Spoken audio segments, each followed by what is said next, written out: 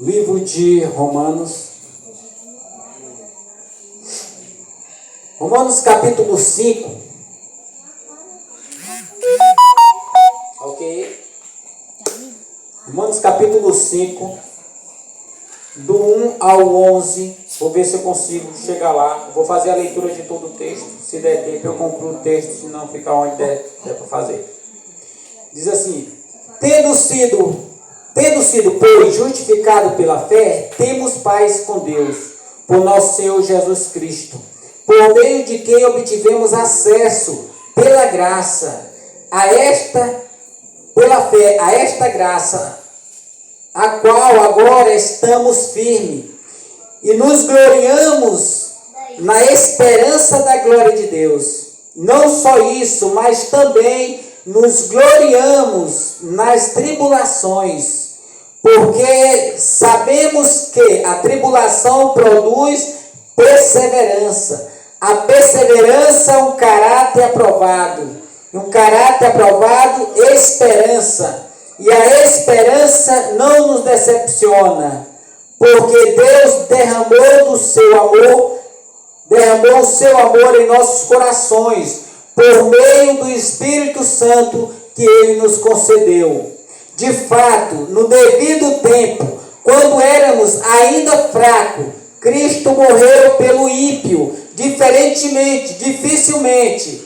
Dificilmente haverá alguém que morra por um justo, embora pelo um homem bom, talvez alguém tenha coragem de morrer.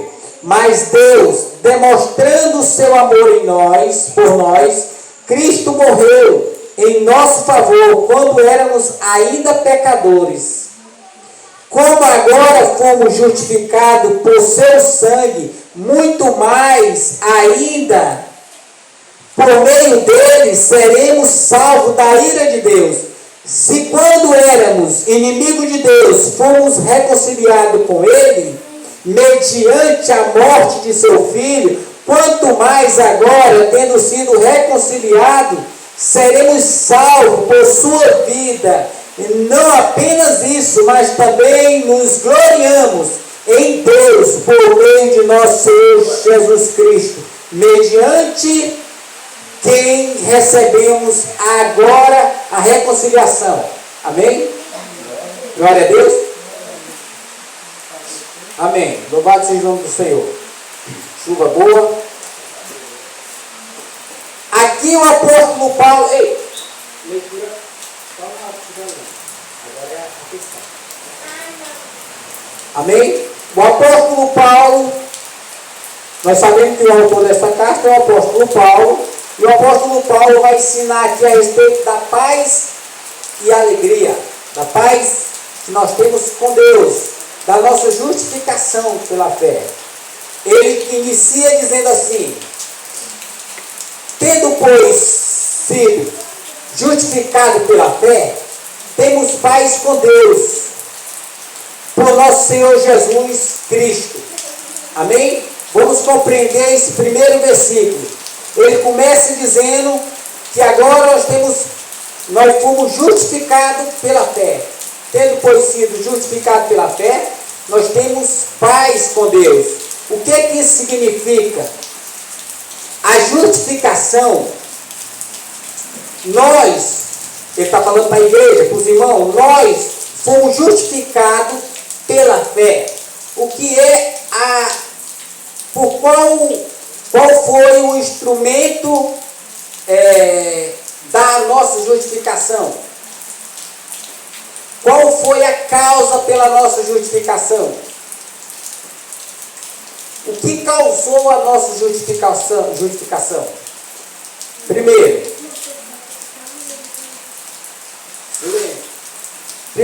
a nossa justificação, ela é causada pela ressurreição de Jesus Cristo.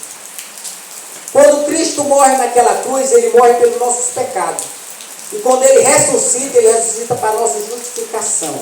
Então, o que é a fé, já que a justificação é consequência da ressurreição de Jesus? A fé, ela é a causa instrumental. A fé, ela é um instrumento para que nós possamos chegar à nossa justificação. É necessário crer, é necessário nós ter fé. Então a fé, ela é uma causa, ela é um instrumento, a causa instrumental, é apenas um instrumento em qual nós se aproximamos do sacrifício de Cristo, que é pela fé.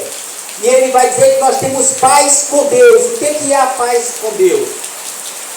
A paz com Deus significa que nós era inimigo de Deus e agora reconciliado pelo Filho de Deus através da sua morte, agora nós fomos reconciliados com Deus. Agora nós podemos entrar na presença de Deus quando nós quisermos, independente de onde nós estivermos. Ou seja, a partir do momento que Cristo morreu naquela cruz, o véu foi rasgado do alto a baixo, significando que o caminho foi aberto para termos acesso a Deus. E por que de cima para baixo?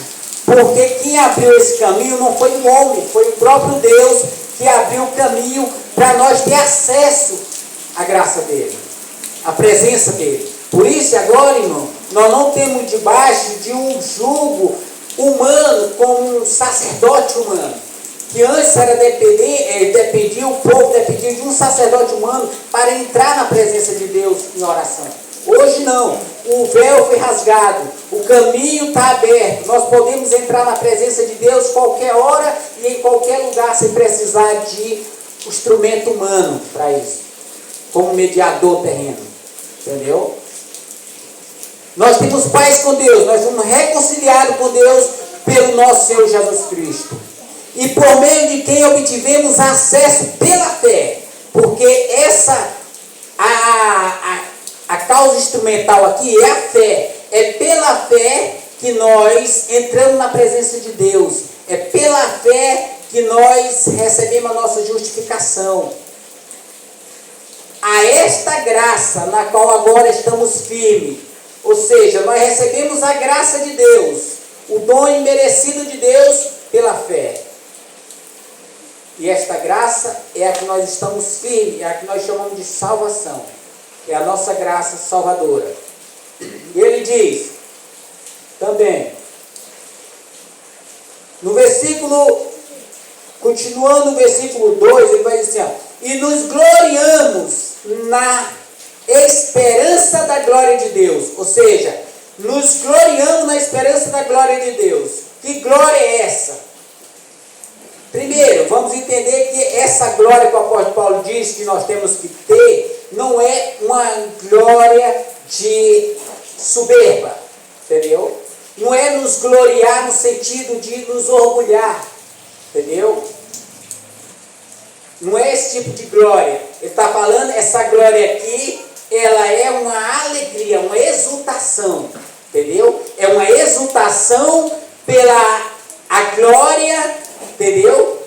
Na esperança da glória de Deus. Nós se alegramos, nós exultamos na glória de Deus, porque nós sabemos que um dia nós subiremos para habitar com Deus. Nós sabemos que um dia nós seremos glorificados. Nós estamos apenas esperando o tempo exato para que isso ocorra. A segunda vinda de Jesus. Entendeu? Ele continua dizendo, não só isso, mas também nos gloriamos na tribulação, porque a tribulação produz perseverança. E devagarmente para nós poder entender. Primeiro, ele vai dizer que não só isso, mas também nos gloriamos, nos alegramos na tribulação. Como entender isso, se alegrar na tribulação? Será que uma tribulação é coisa boa? Será que uma crise financeira é coisa boa? Será que um problema de saúde é coisa boa? Então por que o apóstolo Paulo diz que nós temos que nos gloriar, nos alegrar, nos exultar na tribulação? Se nós olharmos na perspectiva natural do homem, isso é uma loucura o que o apóstolo Paulo está dizendo, certo? Porque ninguém vai se gloriar em tribulação. Mas a perspectiva que ele está falando aqui, ele está falando da igreja. na perspectiva espiritual, está pregando para os crentes. Nós, cristãos, nós temos que nos gloriar nas tribulações. Nós estamos alegres, felizes, mediante também as tribulações. Porque nós sabemos que a tribulação, ela vai nos gerar em nós uma perseverança maior. Ela vai gerar em nós uma experiência. Ela vai gerar em nós um meio de fortalecimento. Ou seja, aqui o que ele está dizendo é que nas tribulações, Deus usa a tribulação para nos moldar, para nos ensinar. Nós temos que pegar essa tribulação aqui como sendo um meio pedagógico, onde nós estamos aprendendo com o Senhor. Ele usa as tribulações para nos ensinar dia a dia. Qual é o plano de Jesus, de Deus para nós? Quem sabe? Lá no capítulo 8 de Romanos. Qual o propósito final de Deus para nós? Nos moldar a imagem de seu Filho. Não é isso? Então ele usa as tribulações para moldar em nós o caráter de Cristo. Por isso que nós temos que nos exultar, alegrar-nos na tribulação. Entendeu? E olha o que ele diz. Porque sabemos que a tribulação produz perseverança. Ou seja, quanto mais você enfrenta uma tribulação, quanto mais você passa por uma tribulação, o que isso vai gerar em você?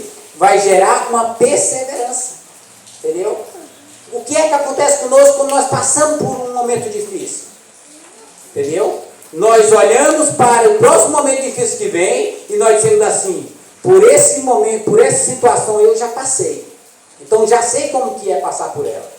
Entendeu? Então nós vamos perseverar, nós não vamos desanimar nisso, nós vamos perseverar, porque nós já passamos por uma tribulação parecida.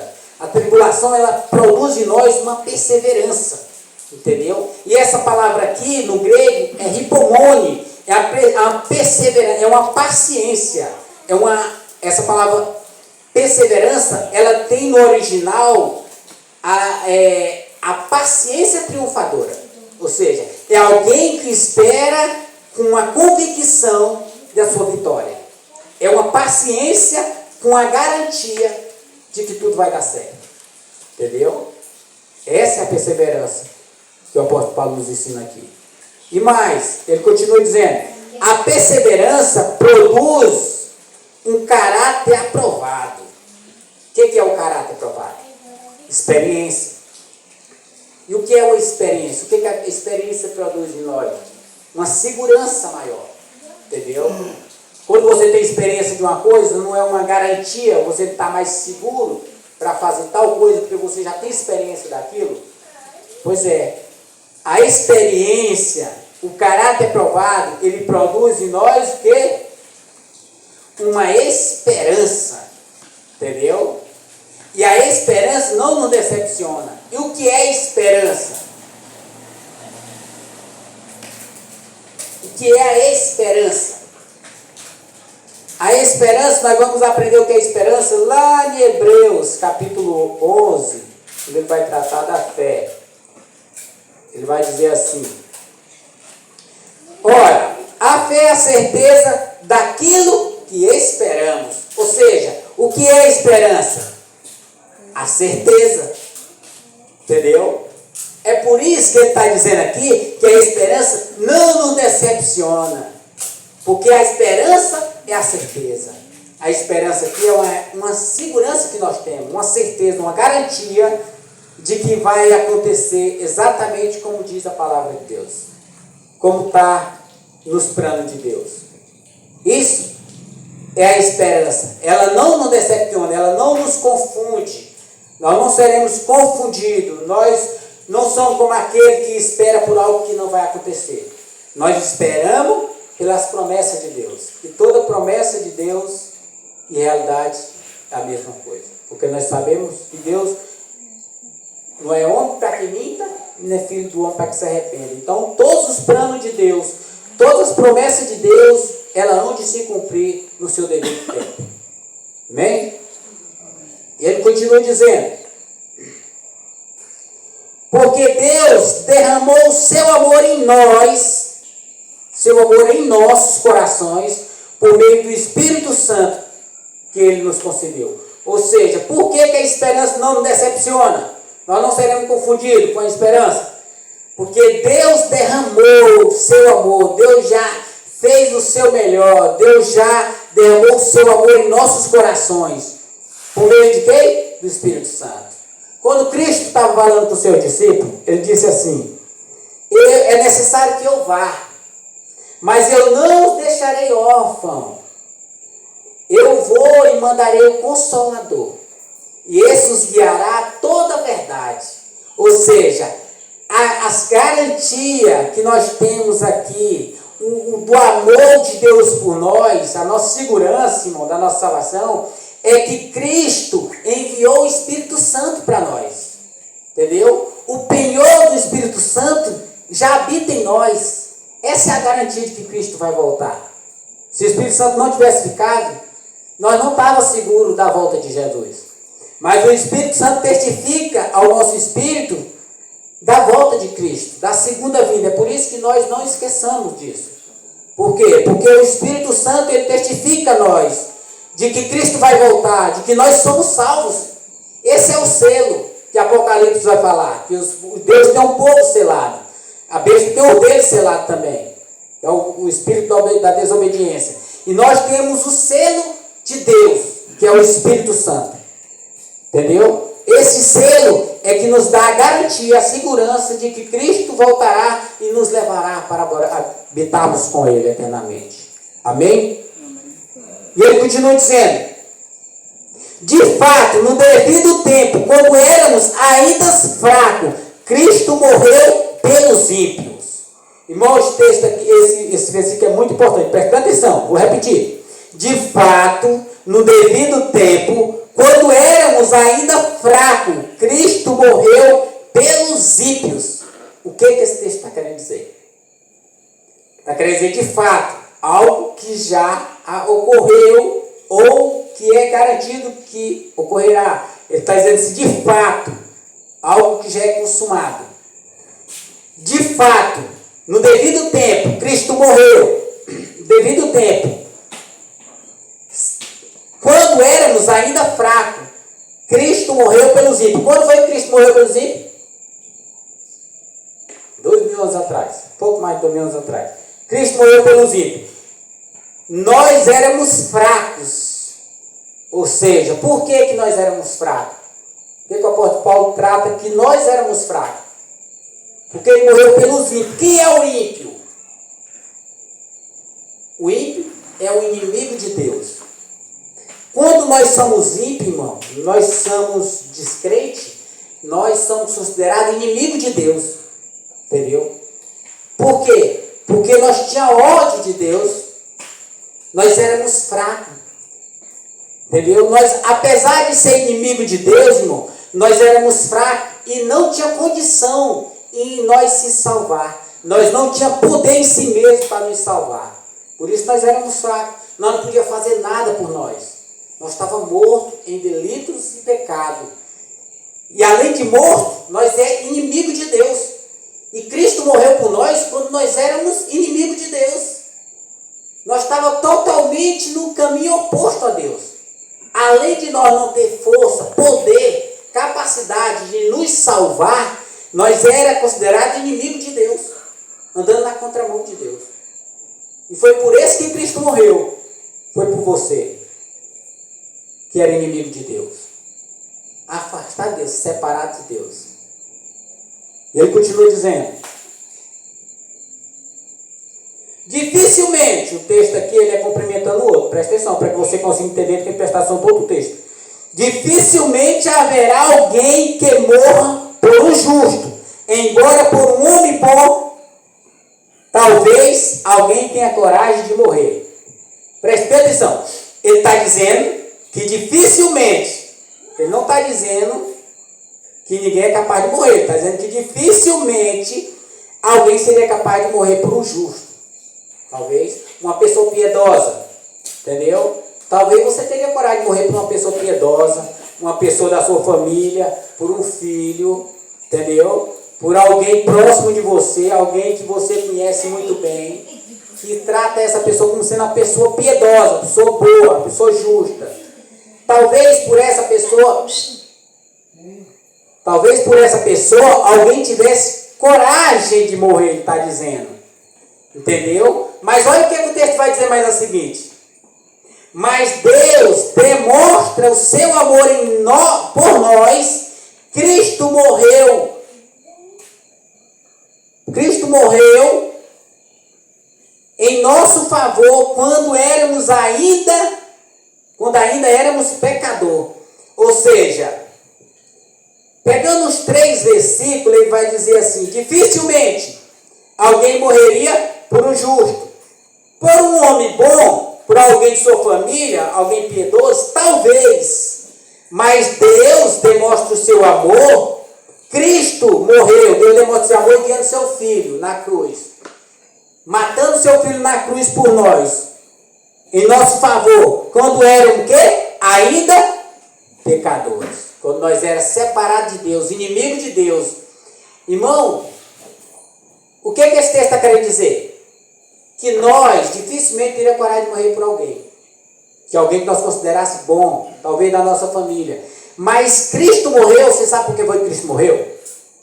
Cristo morreu por você, que é honesto, trabalhador, piedoso, gente fina.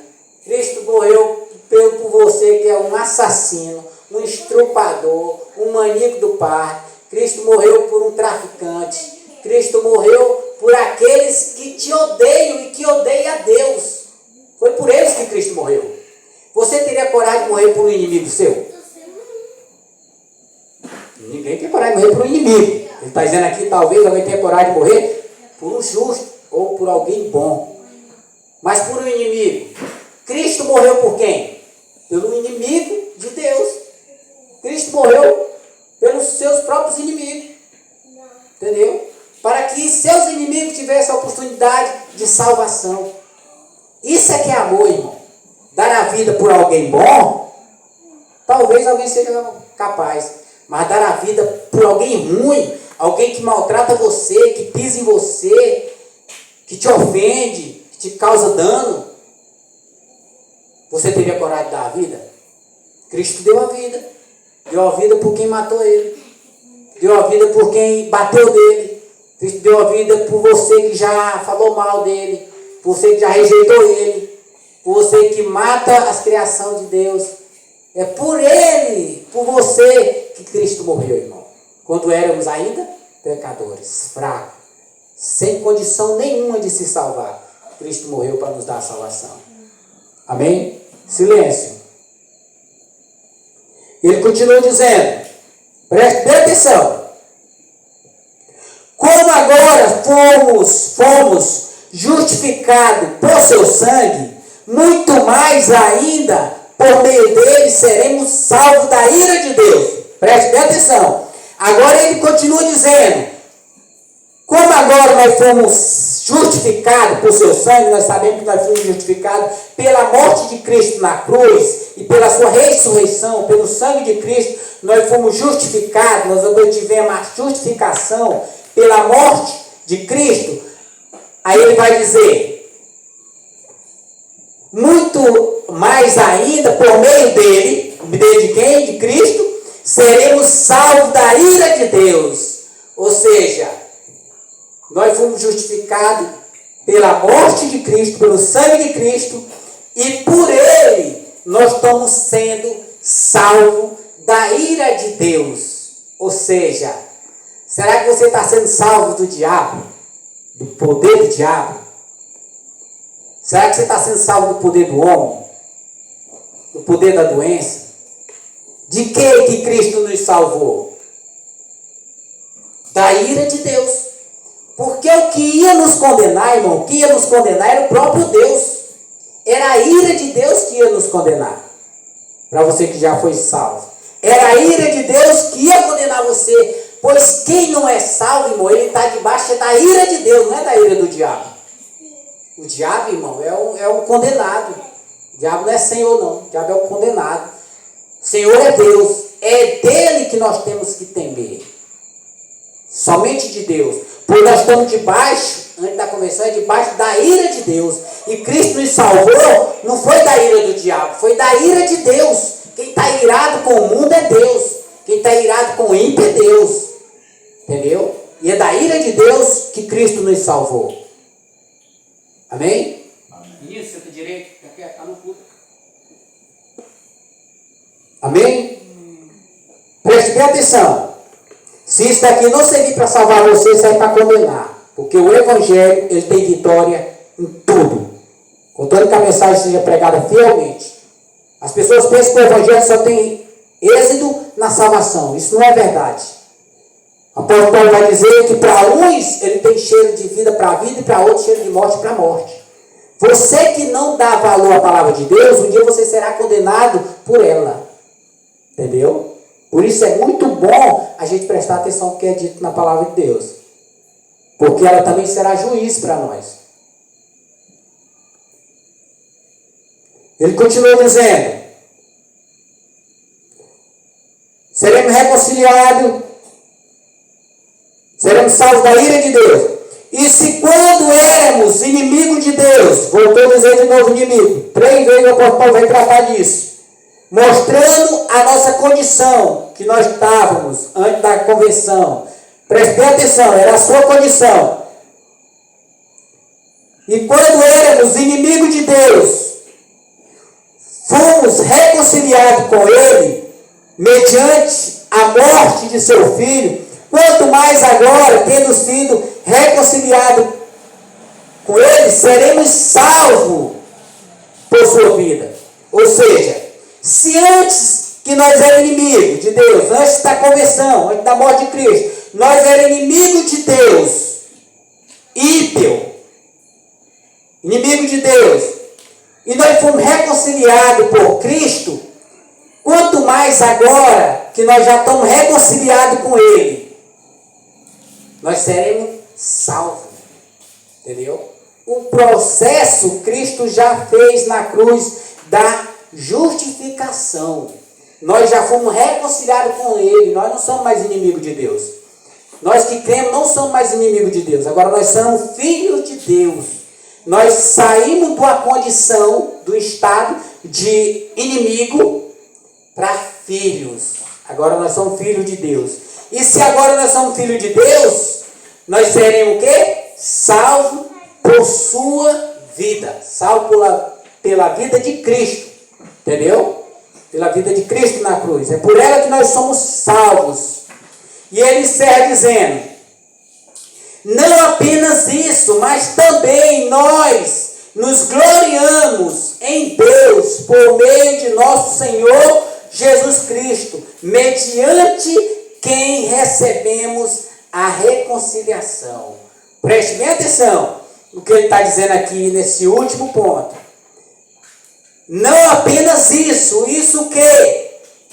Esse processo que ele vem dizendo, todinho do texto. Não só tudo isso que nós já vimos, mas também nos gloriamos, ou seja, você lembra da palavra gloriar, né? Nos alegramos, nos regozijamos em Deus. Por quê? Por meio de nosso Senhor Jesus. E por que nós nos gloriamos em Deus? Pela vida do nosso Senhor Jesus Cristo. Porque Cristo foi o mediador. Cristo é o mediador. Cristo é a ponte. Cristo foi o sacrifício, o qual nós saímos da condição de inimigo para a condição de filho. Cristo foi a ponte de acesso a Deus. Foi aquele que nos salvou da nossa condição de pecador, de morto, de condenado. Foi Cristo. E é por meio do nosso Senhor que ele vai dizer: a quem recebemos agora a reconciliação. Ou seja, de quem nós recebemos a reconciliação? De Jesus Cristo. Foi Jesus que nos reconciliou com Deus. É graças ao Senhor Jesus Cristo, irmão, que nós hoje temos a salvação. Que nós hoje temos paz com Deus. Entendeu? E a paz com Deus, irmão, é diferente da paz de Deus. Eu não expliquei isso lá no texto, eu vou explicar agora. Talvez alguém confunda aqui. O que é a paz de Deus? Paz de Deus, irmão, ela pode ser um bem-estar momentâneo ou um sentimento. Um momento que você recebe o dádiva de Deus, você recebe o livramento de Deus, você tem a paz com Deus. Ela pode ser um sentimento, uma circunstância. Isso é paz de Deus. O que o apóstolo está tratando aqui é paz com Deus. É diferente de paz de Deus. Paz de Deus é porque é a dádiva de Deus, que Deus faz em nossa vida e nós temos paz dele. Agora, a paz com Deus é que nós éramos inimigos de Deus. Agora nós fomos reconciliados com Deus através do sangue de Jesus Cristo. Nós saímos da condição de inimigo para a condição de filho, como foi dito. Amém? Glória a Deus. Louvado seja o nome do nosso Senhor Jesus Cristo. A Ele nós rendemos toda honra e toda glória para sempre. Ele é nosso Deus, irmão. O único Deus que nós temos